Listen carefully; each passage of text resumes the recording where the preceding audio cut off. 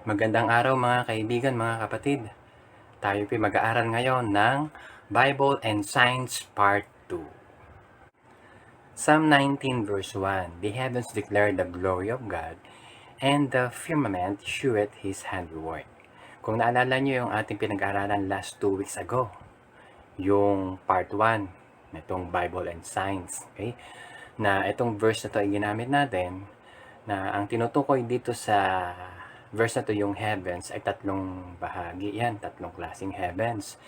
Yung sky o yung atmosphere ng earth, yung universe, and the abode of God. Okay? Yung firmament dito is the universe. Na ang universe ay pinapakita niya ang kalwalhatian ng Diyos, yung kanyang kadakilaan. Na nilikha niya ang lahat ng bagay, na ito ay nilikha ng isang matalinong Diyos.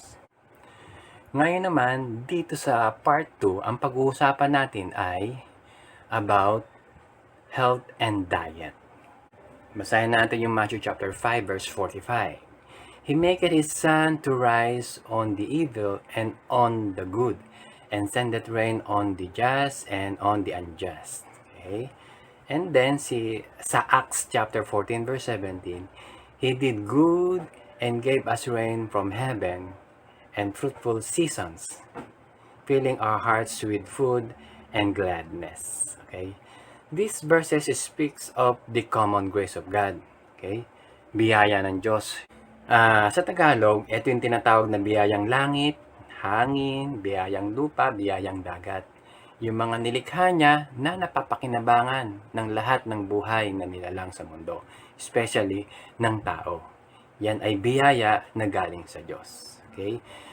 Itong verse sa Matthew chapter 5 verse 45 at Acts 14 verse 17 ay pinapakita rito na kahit na ang tao ay makasalanan, binibigay pa rin niya yung mga biyaya o yung mga nature na napapakinabangan niya.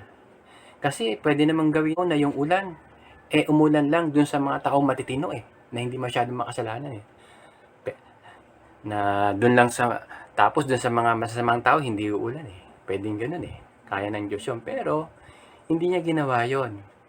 Na kung kaya, ito ay biyaya ng Diyos kasi kahit na yung tao na mamumuhay sa kasalanan, ay still sinusupply niya yung pangailangan ng tao. Kahit na ito ay masama o mabuti. Okay, ang pag-uusapan natin ngayon ay patungkol dun sa diet na nakasulat dito sa Biblia, especially yung sa Old Testament. No? Tatlong major diets lang tong pinili ko Okay?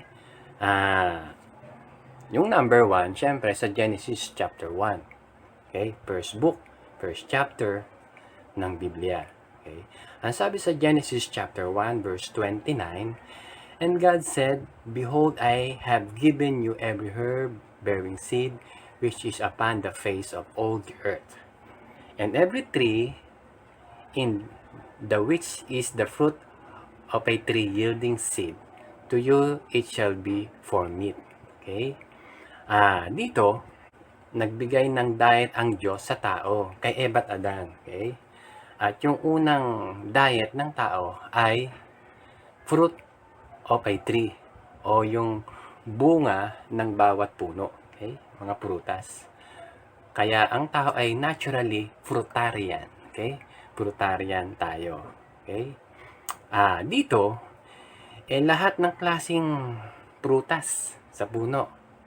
Meron lang isang exemption, di ba? Meron isang restriction.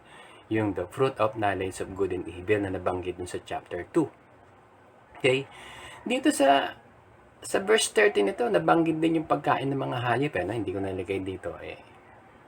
Focus ko.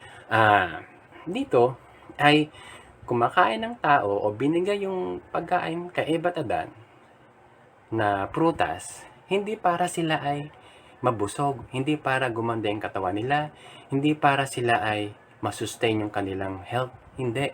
Kasi dito sa chapter 1, wala pang death, wala pang sickness. Okay? Perfect yung kanilang health, yung kanilang pangatawan. Sila ay kumakain for pleasure, sa katuwaan lang na ibinigay ng Diyos sa kanila. Yung ikalawang diet ay ibinigay ng Diyos pagkatapos na ang tao ay magkasala. Okay? Na sila ay sumuway, kinain nila yung pinagbabawal na prutas.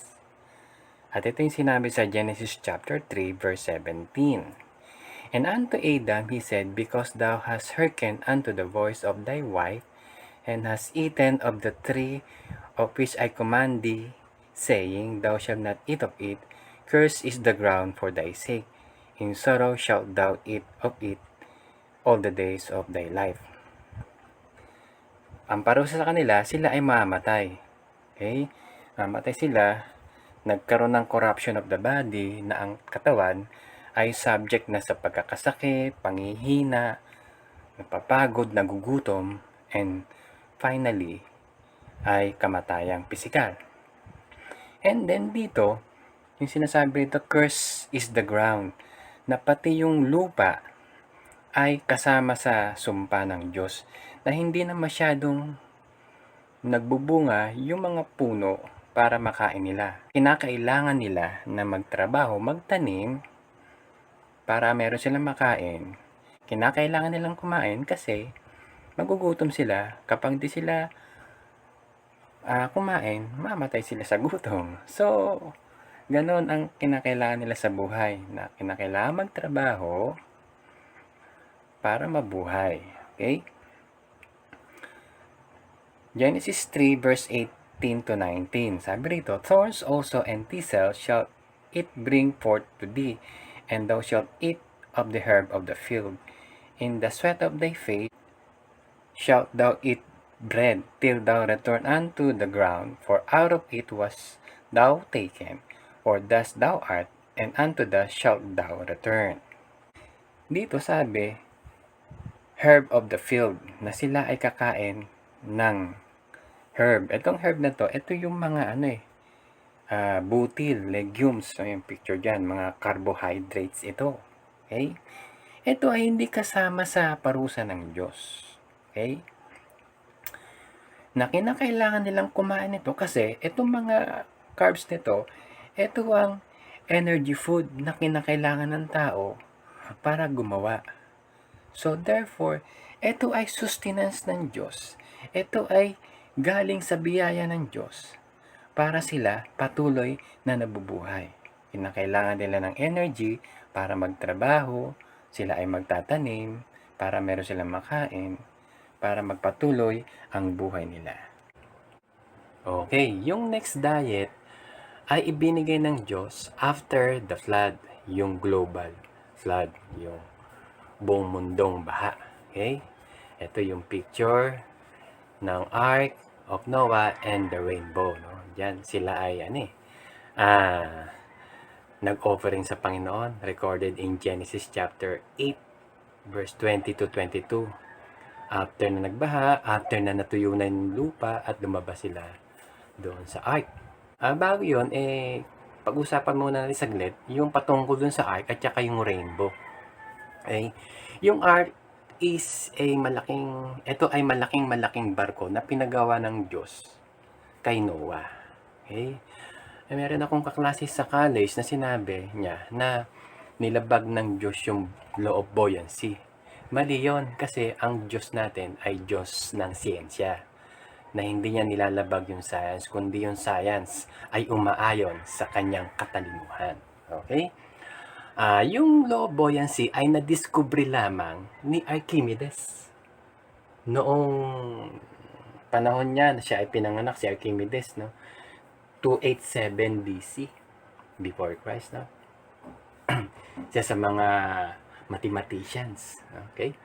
At yung law of buoyancy na ito yung kumbaga ito yung batas o yung law in nature na patungkol doon sa paglutang, kung paano lumulutang yung isang bagay sa ibabaw ng liquid o yung sa dagat o sa ilog man. Kung paano lumulutang yung barko sa dagat, yan yung sinasaad doon sa law of buoyancy. Okay? Yan ay nadiskubre lamang ni Archimedes sa dakilang creation ng Diyos sa dagat. Okay? At Siyempre, alam ng Diyos yun. Kasi nilalang niya yun eh. Pati yung lobo yan na nasa dagat. Okay? So talagang lulutang yung barko na wala siyang nilalabag na batas. Number 2, yung rainbow. Yung rainbow, bakit ang rainbow ay courting arc kurbado? Diba? Ang paliwanag ng scientist kasi yung tumatamang liwanag ng araw doon sa raindrops after the rain ay kurbado, curve. Kung kaya ang resultang lumalabas doon sa mga curves na yon ay curve din. Kaya yun yung nagiging rainbow. Okay, ito yung sinasabi ng Bible sa Genesis chapter 9 verse 13 na covenant ng Panginoon. I do set my bow in the cloud, and it shall be for a token of a covenant between me and the earth. And it shall come to pass when I bring a cloud over the earth that the bow shall be seen in the cloud. Okay? Kaya ang tawag dyan rainbow. Kasi bow yan eh. Balik tayo sa Genesis chapter 8. Okay? Dun sa verse 22, nung sinabi ng Panginoon, nung naamoy ng Panginoon yung offering ni Noah, 'di ba? Sa verse 21. Sabi niya, kahit kailan ay hindi ko nagugunawin ang mundo sa pamamagitan ng baha. And then sa Genesis chapter 8 verse 22, itong sinabi ng Panginoon.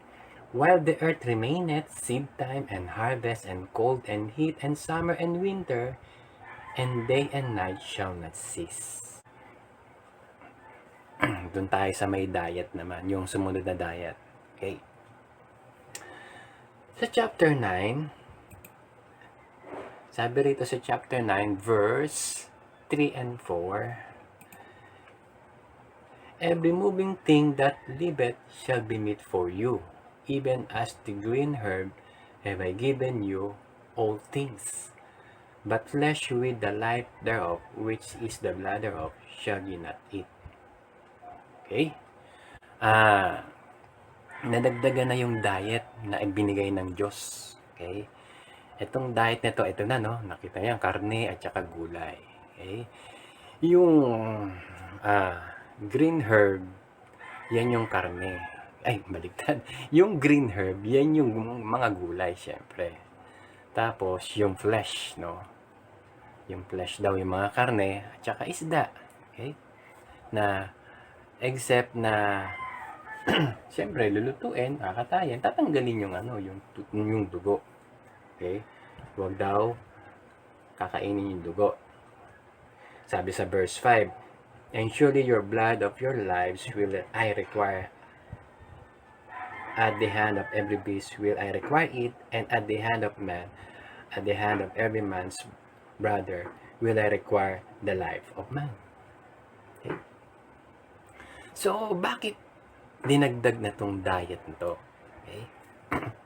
Kasi, dun sa last chapter, nagkaroon ng change sa weather sa climate. Nagkaroon ng climate pattern sa chapter 8. Diba? Yung binasa natin kanina na verse Genesis 8:22. Sabi niya, while the earth remaineth, seed time and harvest and cold and heat and summer and winter, and day and night shall not cease.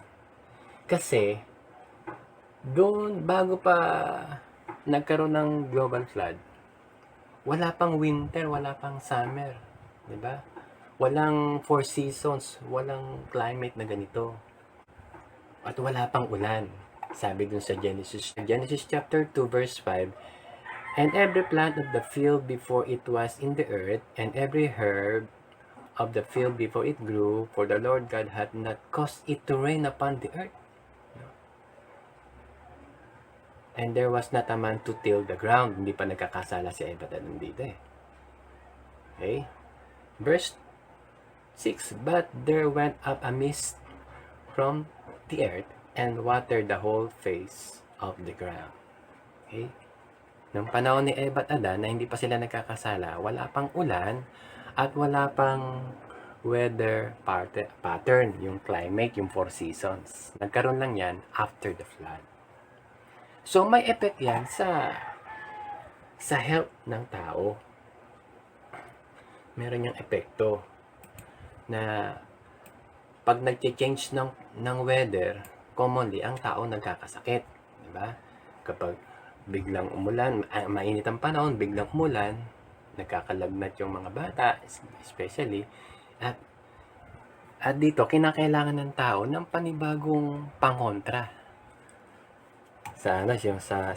kumbaga, resistance against sickness.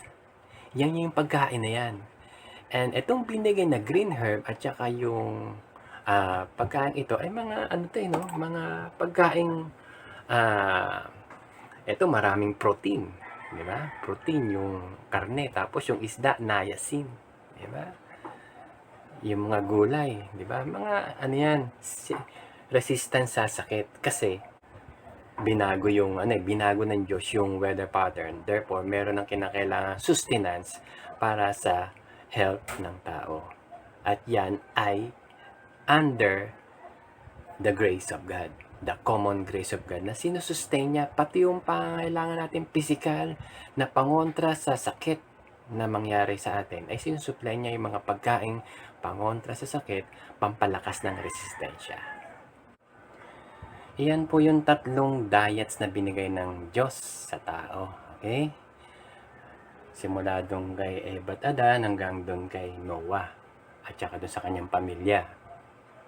Okay, bigyan natin ng konting pahapyaw yung diet na binigay ng Diyos sa pamamagitan ni Moses sa mga Hudyo sa bayang Israel. Okay? Konti lang to, hindi ko masyadong to kasi mahabang pag-aralan tong yung mga pinagbabawal at saka yung dapat kainin ng mga Hudyo. Konting lang to. Ito ay maraming preference sa Bible, no? Pero dito nakasulat siya sa Deuteronomy chapter 14. Deuteronomy chapter 14 verse 3. Ito yung sinasabi, thou shalt not eat any abominable thing. Okay? Tapos pinaliwanag niya sa verse 4, verse 5. Okay? Hanggang sa matapos yung buong chapter ng Deuteronomy chapter 14. Pero itong mga pagkain ito, commonly yung mga yung baboy, bawal yung marami, no? Yung mga walang kaliskis na isda, yan. Okay. Yan ay binigyan na restriction sa mga Hudyo. Siyempre, exclusively sa mga Hudyo yan eh. Ito yung sinasabi sa Deuteronomy chapter 14 verse 21. You shall not eat of anything that dieth of itself. Yan. Thou shalt give it unto the stranger that is in thy gates, that he may eat, or thou may sell it unto an alien, for thou art an holy people unto the Lord thy God. Thou shalt not sit a kid in his mother's milk. Na mahaba, no? Okay, dito pinapakita na yung pinagbabawal sa kanila, sa ibang tao hindi bawal yun. Diba? Kasi exclusively sa kanila yung batas na ito. Okay? Sabi kasi dito na yung mga yung namatay daw na na may sakit na hayop na namatay, no? At iba pa, no? Ay hindi nila pwedeng kainin, pero pwede nilang ibigay sa ibang tao. Okay? O doon sa mga dayuhan. Okay? Yung bawal sa Hudyo, sa mga Gentiles, hindi bawal. Kaya pwede natin kainin yon. Subalit, kapag ginaya naman natin yung diet ng Hudyo, wala namang masama kung susundin natin. Kasi alam ng Diyos, yon ay makakabuti sa ating kalusugan. Okay, let's go to the book of Daniel. Sa Daniel chapter 1, andito yung istorya ni Daniel at saka yung kanyang 3 kaibigan, di ba? Mga Hudyo sila, syempre. Ito yung mga si kasama ni Daniel si Hananiah, Mishael, and Azariah. Binago pa nga yung pangalan nila. di ba? Ng Babylonian king. Okay? Nung sila ay nasakop ng Babylonian Empire, ang mga alipin sila at pinadala sila ng hari, no? Si Nebuchadnezzar yun yung hari dun na sabi ni King Nebuchadnezzar, kayo ay pumili ng mga matatalino, malulusog na mga Hudyo at dalhin nyo dito dun sa kaharian ng dun sa Babylonia. Okay? At napili si Daniel at saka yung tatlong kaibigan niya. Okay? So, para sila ay mag-aral o merong matutunan na sila ay nag-command yung hari na sila ay pakainin ng masasarap na pagkain para sila ay lumusog, di ba? Sila ay lumusog at maging kapaki-pakinabang sa kaharian ng Babylonian Empire. Yun Okay? So inoperan sila ng food and lodging doon sa Babylon, and sila ay syempre Hudyo sila, ay nilang partake ng pagkain na kinakain ng Gentiles, ng heathen nation, kasi may bawal sa kanilang pagkain. So therefore, Daniel purpose in his heart na hindi sila magpapartake ng bahagi ng pagkain na binibigay ng hari. Yan yung sinasabi sa Daniel 1:8. But Daniel purpose in his heart that he would not defile himself with a portion of king's meat, nor with the wine which he drank. Therefore he requested of the prince of the eunuchs that he might not defile himself. Okay? Talagang matapat pa rin sila sa kanilang Diyos kahit na sila ay alipin na ng Babylonia. Nag-request sila na hindi kami kakain ng pagkain ng hari. Sabi dun sa Daniel chapter 1 verse 11 to 12, ito sinabi. Then said Daniel to Melzar, whom the prince of the eunuchs had set over Daniel, Hananiah, Mishael, and Azariah, prove thy servants. I beseech thee 10 days, and let them give us pulse to eat and water to drink. Yan, okay? Yun yung request nila. No? Ayaw pa nga nung tagapagsilbi nila Sabi ng tagapagsilbi nung nagsisilbi sa akin, naku po, baka mamaya mabingit yung aming leeg. Sabi niya, prove nyo kami, talagang magiging malusog yung aming pangatawan. Basta bibigyan nyo lang kami ng pulse. Okay? Yung pulse na yun yung mga gulay-gulay. Okay? At tubig na may inom nila. Okay? So, pinagbigyan sila. And sa Daniel chapter 1 verse 15, ito ang sinabi.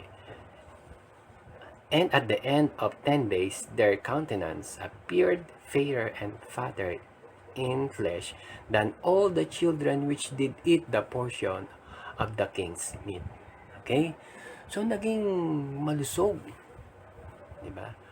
At matalino. Kondisyon yung 4 na Hebrew children. Diba?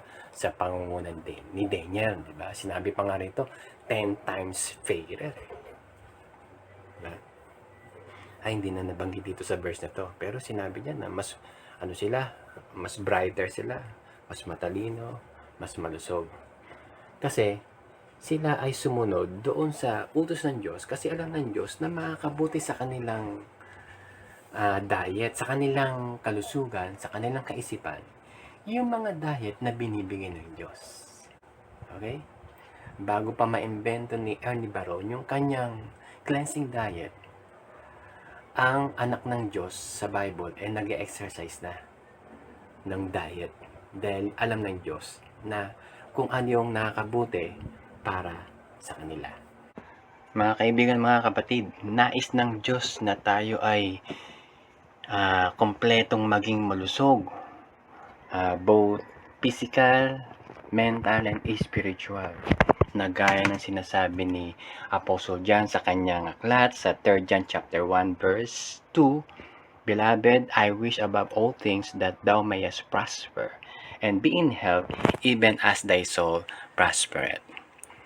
Maraming pong salamat sa inyo mga kaibigan, mga kapatid. Hanggang sa muli, pagpalain tayo ng ating Panginoon.